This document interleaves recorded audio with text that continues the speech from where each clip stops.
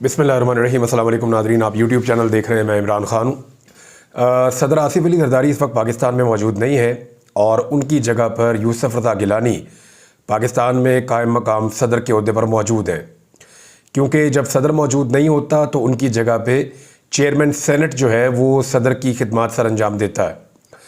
और इस ओहदे को इस्तेमाल करते हुए हंगामी बुनियादों के ऊपर 2 ऑर्डीनेंस जारी किए गए हैं।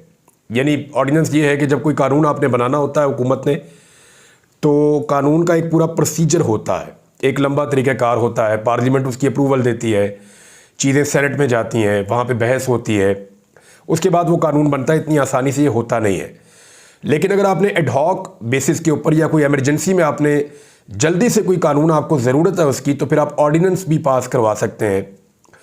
मुख्तलिफ सूरत हाल से निपटने के लिए ऑर्डीनेंस की एक ऑप्शन रखी जाती है। तो 2 ऑर्डीनेंस पास किए हैं यूसुफ रज़ा गिलानी साहब ने। अच्छा, ये जो 2 ऑर्डीनेंस जारी किए गए हैं ये क्या है, इन पे आप गौर करेंगे तो आपको आइडिया हो जाएगा कि हुकूमत यही चाहती है कि इमरान खान हुकूमत के साथ मुज़ाकरात करे और हुकूमत से मुज़ाकरात के दौरान वो आज़ादी हासिल करे। और अगर तो मुज़ाकरात नहीं हो रहे तो फिर अदलिया के फ़ैसलों के नतीजे में इमरान खान को अज़ खुद इंसाफ मिलने की सूरत में बाहर नहीं आना चाहिए। उस सूरत में इमरान खान ज़्यादा ख़तरनाक होंगे और उनका अदलिया में भरोसा होगा और फिर वो ये समझेंगे कि इन पॉलिटिकल फोर्सेस को और जो उनके साथ दीगर फोर्सेस हैं, मैं उनको पब्लिक के साथ मिलकर चैलेंज कर सकता हूँ और अदालतों के ऊपर एतमाद बढ़ जाएगा। तो एक डील की कोशिश की जा रही है, मुज़ाकरात की कोशिश की जा रही है, माहौल बनाने की कोशिश की जा रही है। और जब तक वो माहौल नहीं बनता तब तक इमरान खान को अंदर रखना है, लेकिन ज़्यादा देर तक अंदर भी नहीं रख सकते। प्रॉब्लम ये है। तो अब एक ऑर्डीनेंस 2 ऑर्डीनेंस लाए गए हैं। इन दोनों ऑर्डीनेंस का ताल्लुक इमरान खान से है। अच्छा, अगर आप दोनों ऑर्डीनेंस देखें ना वो हैं क्या, तो आपको आइडिया हो जाएगा कि इन दोनों की कोई एमरजेंसी में ज़रूरत नहीं थी। हंगामी बुनियादों पे ये 2 ऑर्डीनेंस पास करने की ज़रूरत नहीं थी। पहला ऑर्डीनेंस जो है वो ये है कि जो नैब के पास रिमांड का इख्तियार 14 दिन का था, यानी नैब के पास जो पहले रिमांड का इख्तियार हुआ करता था परवेज़ मुशर्रफ के दौर में जब नैब बना था, तो वो 90 डेज़ का रिमांड था कि 90 दिन तक मुल्ज़िम नैब की हिरासत में रखा जा सकता है, वो वहाँ पर रिमांड पर रहेगा। फिर उसके बाद जब पीडीएम की हुकूमत आई तो उन्होंने इस कानून को तब्दील किया, क्योंकि ये कानून उनके लिए परेशानी का बायस बना था। तो उन्होंने तब्दील करके इसको 14 दिन का कर दिया और बड़ी इन्होंने नारेबाजी की, बड़े दावे किए, बहुत सारी इन्होंने वजूहात पेश की कि जी हमने इसलिए इसको 14 दिन का किया क्योंकि वो ज़्यादती थी बहुत बड़ी इन्होंने मिसालें दी, दलाइल दिए, ज़मीन आसमान के कलाबे मिला दिए कि जी 14 दिन से ज़ायद रिमांड होना नहीं चाहिए। इमरान खान साहब इस मसले के ख़िलाफ़ या नैब में होने वाली तरामीम के ख़िलाफ़ सुप्रीम कोर्ट ऑफ पाकिस्तान में गए हुए हैं और यही केस जो है इमरान खान साहब का सुप्रीम कोर्ट ऑफ पाकिस्तान में, क्योंकि फ़ैसला इमरान खान साहब के हक़ में आया था तो हुकूमत अपील में चली गई थी। वो अपील अब सुप्रीम कोर्ट ऑफ पाकिस्तान में लगी हुई है और 30 तारीख को इमरान खान साहब इसी केस में दोबारा अदालत में पेश होने जा रहे हैं। अब मामला यह है कि एक चीज़ यानी नैब के ऊपर जो तरामीम है वो मामला already supreme court of Pakistan में चल रहा है। उसी मामले के ऊपर दोबारा से कैसे तरमीम की जा सकती है या तरमीमी ऑर्डीनेंस कैसे जारी किया जा सकता है, ये ऑर्डीनेंस अदालत में चैलेंज हो जाएगा। आरिफ अलवी के दौर में जब ऑर्डीनेंस आता था तो अपोजिशन बहुत शोर मचाती थी कि जी ये क्या ऑर्डीनेंस फैक्ट्री लगाई हुई है। तो अब 2 ऑर्डीनेंस एक साथ हंगामी बुनियादों पर आए कि आसिफ अली जरदारी के वापस आने का इंतज़ार भी नहीं किया गया कि ठीक है जरदारी साहब आ जाएं, वो ऑर्डीनेंस पास कर देंगे।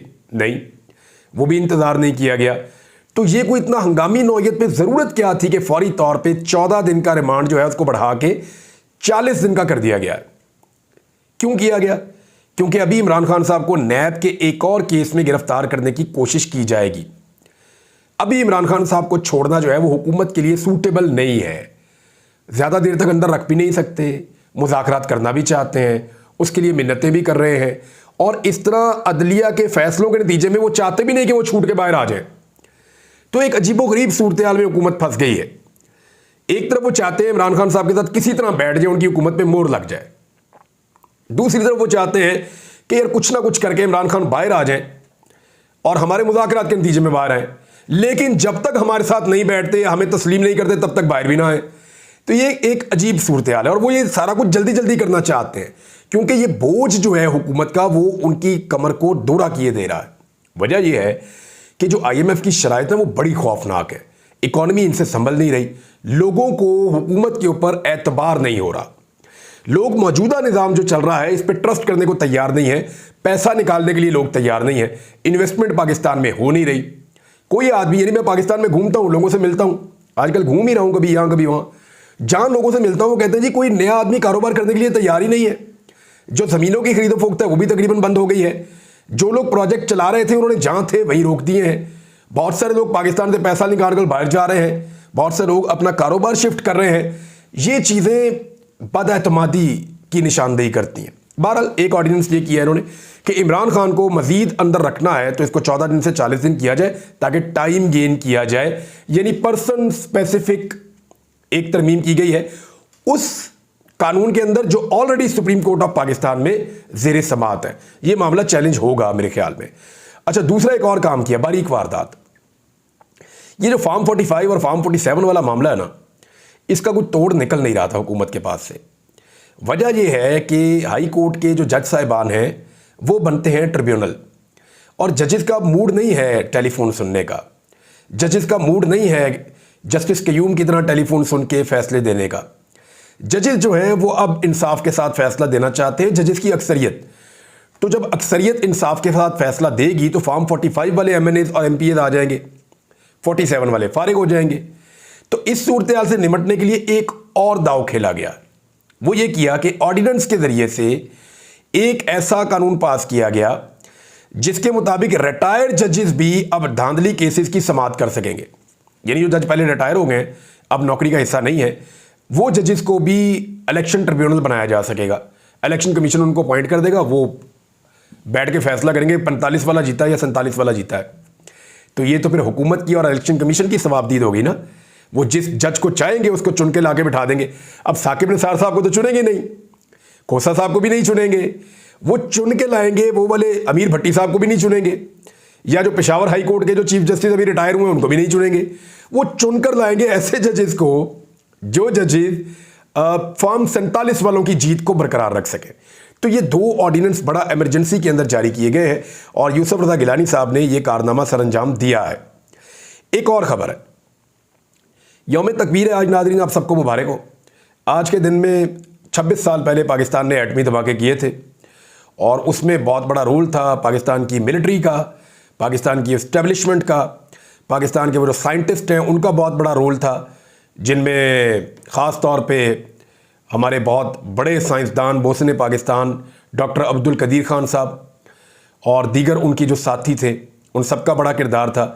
उन्होंने पाकिस्तान को एटॉमिक पावर बनाया। इंडिया के मुकाबले में पाकिस्तान के लिए ज़रूरी हो गया था और कौम में बड़ी बेचैनी थी।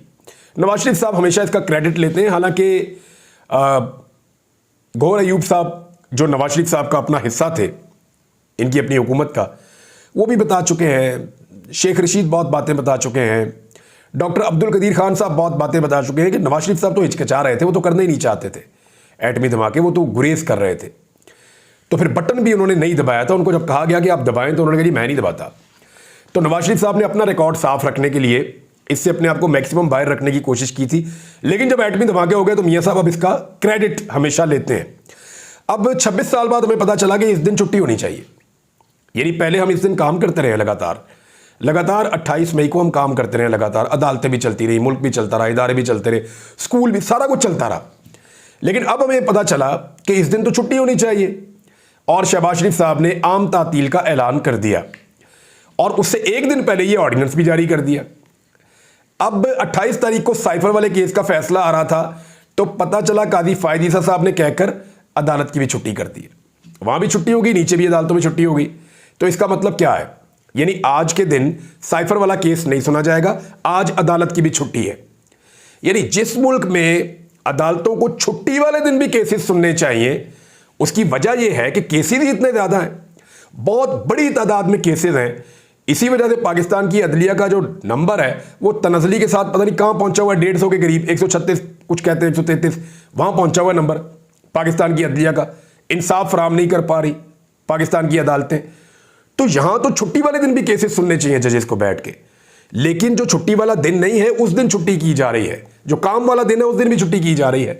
तो ये एक अफसोसनाक चीज़ है। साइफर वाला केस यानी आज नहीं सुना जाएगा और मेरे अंदाजे में इमरान खान साहब को दीगर केसेस में अब गिरफ्तार करने की कोशिश की जाएगी, क्योंकि देखें पहले इद्दत वाले केस का फैसला आना चाहिए। नॉर्मली सिस्टम को आइडिया है कि 29 तारीख को इद्दत वाले केस का फैसला कल के दिन में क्या आ रहा है, और अगर कल इद्दत वाला केस उड़ जाता है, फारिग हो जाता है, तो फिर साइफर वाला फैसला उसके बाद आएगा, उसकी समाअत अभी बाकी है। तो यहां पे थोड़ा टाइम मिल जाएगा कि नैब के एक नए मुकदमे में इमरान खान को गिरफ्तार किया जाए और 40 दिन के रिमांड की एक नई शिक से फायदा उठाने की कोशिश की जाए। मेरे ख्याल में अब आपको सारा गेम समझ आ गया कि एक्चुअली ये ऑर्डिनेंस क्यों है, इसके पीछे रीजंस क्या है, और ये जो छुट्टी आपको एक मिली है इसको आप इंजॉय कीजिए। और छुट्टी के रीजन जो है वो मल्टीपल हो सकते हैं, लेकिन कौम को बहुत मुबारक हो, पाकिस्तान इस दिन एटमी कुव्वत बना था और हम छुट्टी मना रहे हैं। किस वजह से? यानी आप चेक करें ना, हम एटमी ताकत हैं, पैसे नहीं है हमारे पास, हम छोटे छोटे मुल्कों से पैसे मांगते हैं, हम गुर्बत बढ़ रही है, महंगाई बढ़ रही है, बेरोज़गारी बढ़ रही है और मईशत आपकी तबाह हो रही है, बिजली और गैस की कीमतें हमारी पहुंच से बाहर जा रही हैं, कर्ज़ों के नीचे पाकिस्तानी दबते चले जा रहे हैं, और हम एक एटमी कुव्वत हैं और हम इसको सेलिब्रेट कर रहे हैं छुट्टी मनाकर। यानी एक दिन की छुट्टी से जो मईशत का नुकसान होता है वो हम बर्दाश्त कर लेंगे, लेकिन देखिए हथियार होना बहुत ज़रूरी है, बहुत ज़रूरी है। हमारे पास दुनिया के बेहतरीन हथियार होने चाहिए, हमारा दिफा नाकाबिल तस्खीर होना चाहिए, ये वक्त की ज़रूरत है। जब यूक्रेन के पास एटॉमिक ताकत नहीं है तो देखें ना यूक्रेन के साथ क्या हुआ, अब कितनी लड़ाई वहाँ पे लगी हुई है। जब तक उनके पास वो डेटरेंस थी तब तक वो नहीं हो सकता था जो अब हो रहा है वहाँ पे। तो पाकिस्तान के पास हथियार होना बहुत ज़रूरी है, लेकिन मईशत होना भी बहुत ज़रूरी है। अब सिर्फ अपने सियासी फ़ायदों के लिए इस तरह की चीज़ें करना, दिस इज़ नॉट फेयर। अब लाहौर हाई कोर्ट ने 5 अप्रैल को 6 जजेस के नाम दिए थे, वो नाम अभी तक दबाए हुए हैं और अब फैसला ये कर लिया है कि जनाब नहीं, हम तो रिटायर्ड जजों को भी शामिल कर देंगे इसके अंदर। मेरे ख्याल में ये भी अदालत में चैलेंज हो जाएगा, हाई कोर्ट्स में भी और सुप्रीम कोर्ट में भी ये मामला भी चैलेंज हो जाएगा। तो यूसुफ रज़ा गिलानी साहब के दोनों ऑर्डिनेंस जो हैं, अगर तो कानून और इंसाफ के मुताबिक देखें, एक पे ऑलरेडी केस चल रहा है सुप्रीम कोर्ट ऑफ पाकिस्तान में, वो नहीं हो सकता। दूसरा देखें, वो आप बुनियादी जो रूह है इलेक्शन की उसको आप तबाह कर देंगे अगर आप रिटायर बंदों को उसके अंदर लाकर शामिल कर देंगे। तो पाकिस्तान तहरीक इंसाफ ने भी यौम तकबीर के हवाले से स्टेटमेंट जारी किया। उन्होंने कहा कि एटमी धमाके ना करने की सूरत में कौम ने नवाज शरीफ का धमाका करने का पैगाम दिया था, और साथ ही उन्होंने ये कहा कि कामयाब एटमी तजर्बात अज़्मो इसार और मिली यकजहती की रोशन नज़ीर है। जोरी प्रोग्राम को मखसूस गिरोह सियासी धंधे के लिए इस्तेमाल करने की कोशिश करता है। उन्होंने कहा कि कौम ने अपना पेट काट कर एटमी प्रोग्राम चलाने का फैसला किया। खुद से कई गुना बड़े दुश्मन के मुकाबले में दिफा की ज़रूरियात पूरा करना अहम था।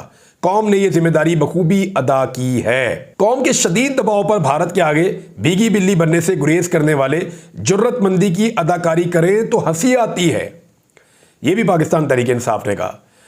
उन्होंने कहा कि नवाज शरीफ साहब के तो उस वक्त भी प्लेटलेट्स गिर रहे थे जब एटमी धमाका किया जा रहा था। कौम ने एटमी धमाका ना करने की सूरत में खुद नवाज शरीफ का धमाका करने का पैगाम देकर फरार के रास्ते बंद कर दिए थे और फिर ये करना पड़ा। ये नहीं कह रहे हैं कि नवाज शरीफ साहब नहीं करना चाहते थे, वैसे गवाहियाँ मौजूद हैं, मादी में बहुत सारी इंटरव्यूज़ मौजूद हैं। जो मोहसिन पाकिस्तान हैं, जिन्होंने ये एटम बम बनाया था, डॉक्टर अब्दुल कदीर खान साहब ने, वो भी ये बात कह चुके हैं। आज नाज़रीन PMLN के इंट्रा पार्टी इलेक्शन हो रहे हैं, नवाज शरीफ साहब सदर बन जाएंगे पार्टी के, और किसी किस्म का इलेक्शन कमीशन को कोई एतराज़ नहीं होगा। इलेक्शन कमीशन जो है पाकिस्तान तहरीक इंसाफ के 3 इलेक्शंस पर एतराज़ कर चुका है। तहरीक इंसाफ 100 मरतबा भी इलेक्शन करवा दे तो जब तक इलेक्शन कमीशन ऑफ पाकिस्तान को इजाज़त नहीं मिलेगी तब तक वो पाकिस्तान तहरीक इंसाफ को बल्ले का निशान वापस नहीं लेने देगा। जबकि नवाज शरीफ साहब, उनको तो पहले ही मेरे ख्याल में मुबारकबाद दे देनी चाहिए कि इलेक्शन जैसा भी हो, जो भी हो, घर में बैठ के कर लें, बाहर बैठ कर खेल लें, जहाँ मर्जी खेले। नवाज शरीफ साहब जो है वो सदर बन चुके हैं जी अपनी पार्टी के। नाज़रीन, यहाँ कुछ स्टेटमेंट्स हैं आम लोगों के, वो स्टेटमेंट्स मैं आपके सामने रख देता हूँ। एक तो एतजाज़ अहसन साहब ने कहा कि एजेंसियाँ अब ख्वाजा सराओं के भेस में सामने आ रही हैं।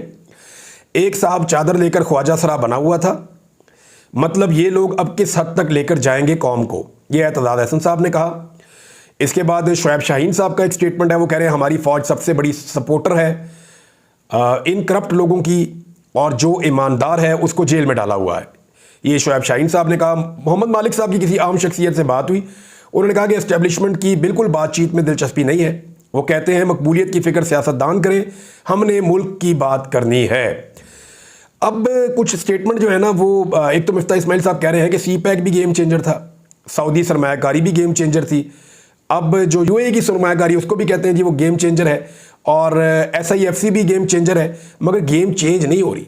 हर चीज़ गेम चेंजर ज़रूर होती है लेकिन गेम इनसे चेंज नहीं हो रही। मिफ्ता इस्माइल साहब ने मायूसी का इजहार किया है। शब्बर जैदी ने एक बहुत अहम नुक्ते के ऊपर निशानदेही की है।